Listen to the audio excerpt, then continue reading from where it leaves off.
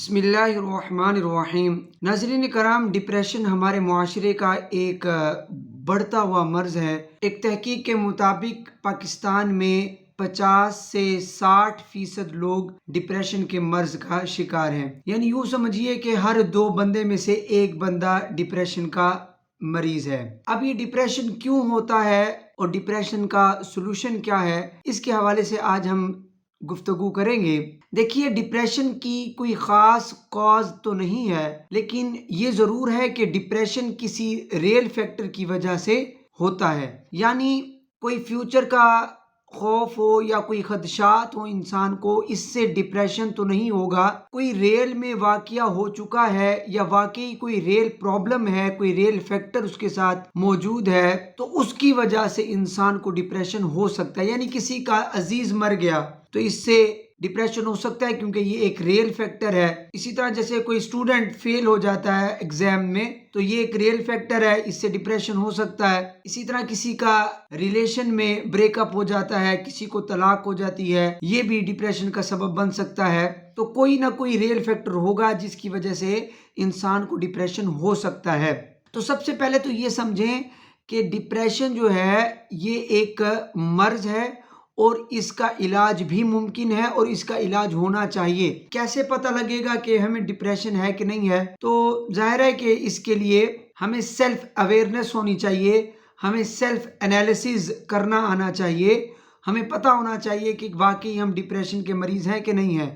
اور جب ڈپریشن کے سمٹمز ظاہر ہونا شروع ہو جائیں، اس کی علامات ظاہر ہونا شروع ہو جائیں، تو ہمیں سیریس ہو جانا چاہیے اور ہمیں اس کا پراپر علاج کروانا چاہیے، کسی سائیکالوجسٹ کے پاس جا کر کاؤنسلنگ کروانی چاہیے۔ ایک تو مسئلہ یہ ہے کہ ہمارے معاشرے میں ڈپریشن بہت بڑھتا جا رہا ہے۔ دوسرا ہمارا مسئلہ یہ ہے کہ ڈپریشن کے مریض کو سوسائیڈل تھاٹس بہت آتی ہیں، یعنی کہ خودکشی کے خیالات جو ہے وہ بہت زیادہ آتے ہیں۔ یہ ایک بہت بڑا مسئلہ ہے کہ ڈپریشن کا مریض جو ہوتا ہے وہ یہ سمجھتا ہے کہ شاید خودکشی کرنا میرے اس مرض کا علاج ہے، اور اگر میں خودکشی کر کے اپنے آپ کو ختم کر لوں گا تو میں اس پریشانی سے چھٹکارا حاصل کر لوں گا۔ یعنی کہنے کا مقصد یہ ہے کہ ڈپریشن کا جو مریض ہوتا ہے وہ سلوشن کی طرف جانے کے بجائے اور کسی سائیکالوجسٹ کے پاس کاؤنسلنگ کروانے کے بجائے وہ اپنے آپ کو اس قابل سمجھتا ہے کہ اگر میں خودکشی کر لوں گا تب ہی میں اس پریشانی سے، اس مرض سے چھٹکارا حاصل کر پاؤں گا، جو کہ یہ ایک غلط نظریہ ہے اور یہ خودکشی اس ڈپریشن کا حل نہیں ہے۔ دیکھیے، اللہ پاک نے ہمیں زندگی عطا کی ہے، یہ زندگی اللہ پاک کی ایک نعمت ہے۔ اللہ تعالیٰ قرآن مجید میں ارشاد فرماتا ہے وَلَا تُلْقُوا بِأَيْدِيكُمْ إِلَى التَّهْلُكَةِ، اپنے آپ کو اپنے ہاتھوں سے ہلاکت میں مت ڈالو، یہ قرآن مجید کا فیصلہ ہے۔ تو خودکشی کرنے سے انسان جو ہے وہ مزید جو ہے وہ پھنس جاتا ہے، اور انسان جس چیز سے خودکشی کرے گا تو اس کو قیامت تک اسی چیز سے عذاب ہوتا رہے گا، تو جان چھٹنے کے بجائے جان اور زیادہ پھنس جاتی ہے۔ تو خودکشی جو ہے اس سے تو انسان کو بچنا چاہیے، اس ایسے خیالات سے بچنا چاہیے۔ کیوں ڈپریشن اتنا جو ہے وہ ہمارے معاشرے میں پھیلتا چلا جا رہا ہے؟ اس کی تو میں نے آپ کو بتایا کوئی اسپیسیفک وجہ تو نہیں ہو سکتی، لیکن کچھ ایسے فیکٹرز ہیں جو کسی انسان کو ڈپریشن کی طرف لے جا سکتے ہیں۔ جو بنیادی وجوہات ہیں ان میں سے ایک تو یہ ہے کہ جو اسٹیٹس کانشیس لوگ ہوتے ہیں، یعنی جو اپنے عہدے کا بڑا خیال رکھتے ہیں اور اپنے اسٹیٹس کو مینٹین رکھنے کی تگ و دو میں لگے رہتے ہیں، تو ان کا ڈپریشن میں پڑ جانے کے زیادہ چانسز ہوتے ہیں۔ بعض اوقات سوسائٹی کا کسی بات کی وجہ سے پریشر ہوتا ہے، اس چیز کے خوف کی وجہ سے بھی انسان کو ڈپریشن ہو سکتا ہے۔ بہت ساری کازز ہو سکتی ہیں۔ اچھا، یہ یاد رکھیں کہ بعض اوقات ایسا ہوتا ہے کہ کوئی وجہ کسی ایک شخص کے لیے ڈپریشن کا سبب ہے، لیکن وہی وجہ کسی اور کے لیے ڈپریشن کا سبب نہیں بنتی۔ مثال کے طور پر اب دولت ہے یا عہدہ لے لیں، عہدہ جو ہے وہ بعض لوگوں کے لیے ڈپریشن کا سبب بن سکتی ہے، جیسے کہ آج کل ایک جو نیوز ہم سن رہے ہیں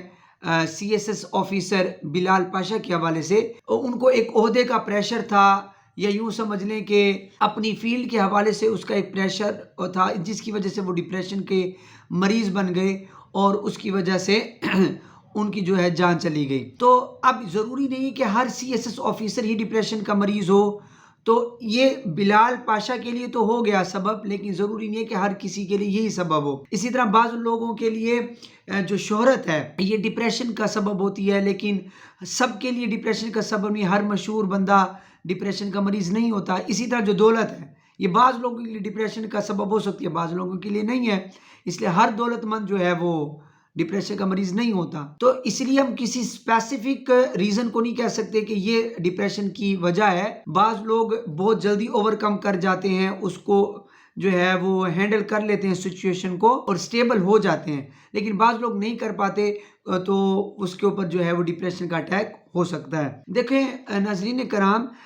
جتنی بھی آپ وجوہات دیکھ لیں، جتنی بھی ڈپریشن کے کازز کو پڑھ لیں، آپ کبھی بھی یہ نہیں پڑھیں گے کہ کسی کو ریلیجیس ہونے کی وجہ سے ڈپریشن ہو گیا، یعنی جو ریلیجیس ہے یا جو ریلیجن کو اپنانا ہے یہ کبھی بھی ڈپریشن کا کاز نہیں بن سکتا۔ یعنی جو بھی مذہبی شخص ہوگا، مذہب کو پسند کرنے والا ہوگا، مذہبی اقدار کو اور ان عقائد کو اور ان اعمال پر عمل کرنے والا ہوگا، مذہب کی تعلیمات پر عمل کرنے والا ہوگا، اس کے لیے کبھی بھی وہ مذہب ڈپریشن کا سبب نہیں بن سکتا۔ دیکھیں دولت بعض لوگوں کے لیے ڈپریشن کا سبب بن سکتی ہے، شہرت بن سکتی ہے، عہدہ ڈپریشن کا سبب بن سکتا ہے، کسی کے ساتھ ریلیشن شپ آگے جا کر ڈپریشن کا سبب بن سکتا ہے، بریک اپ ہو گیا تو ڈپریشن کا سبب بن سکتا ہے۔ تو ہر چیز جو ایک گلیمرس دنیا میں نظر آتی ہے، لگژری لائف میں جو چیز نظر آتی ہے، وہ کسی نہ کسی سٹیج پر جا کر کسی نہ کسی شخص کے لیے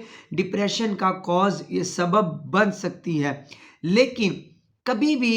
ریلیجن یہ کبھی بھی ڈپریشن کا سبب نہیں بن سکتا۔ کبھی بھی مذہبی شخص، مذہبی بھی وہ جو مذہب کی اصل تعلیمات پر عمل کرنے والا ہو، وہ کبھی بھی آپ کو ڈپریشن کا مریض نظر نہیں آئے گا۔ صرف مذہبی علم ہونا کافی نہیں ہے، مذہبی تعلیمات پر مکمل طور پر عمل کرنے والا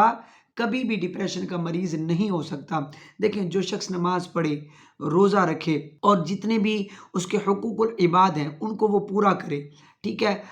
حقوق اللہ کی بھی پاسداری کرے، حقوق العباد کو بھی پورا کرے، وہ کیسے ڈپریشن کا مریض بن سکتا ہے؟ جو اللہ کی رضا پہ راضی رہنے والا ہو، جتنا اس کو ملا اس پر قناعت اختیار کرنے والا ہو، فضول خرچی سے بچنے والا ہو، معتدل ہو، نہ زیادہ فضول خرچ ہو نہ کنجوس ہو، ہر چیز کے اندر میانہ روی اختیار کرنے والا ہو، وہ کیسے ڈپریشن کا مریض بن سکتا ہے؟ جو 5 وقت نماز پڑھے، باوضو رہا کرے، جو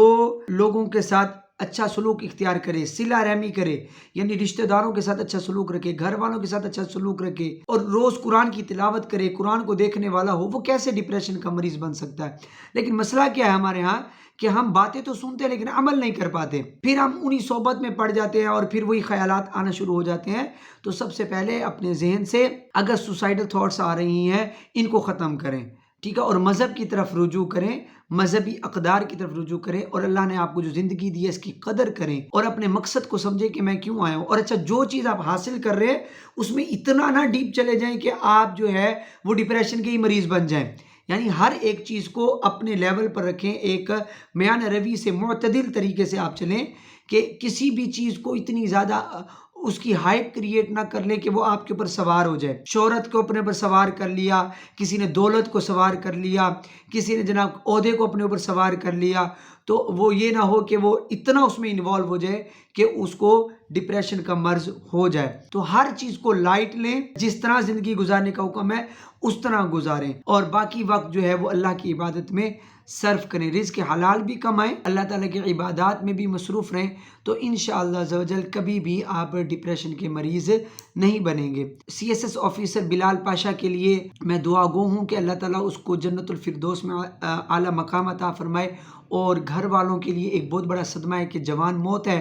اور جوان صدمے پر انسان جو بہت زیادہ پریشان ہوتا ہے، تو اللہ تعالیٰ ان کے گھر والوں کو صبر جمیل عطا فرمائے۔ اللہ تعالیٰ ہمارے معاشرے کو، ہمارے نوجوانوں کو اس ڈپریشن کے مرض سے محفوظ فرمائے، آمین، جزاک اللہ۔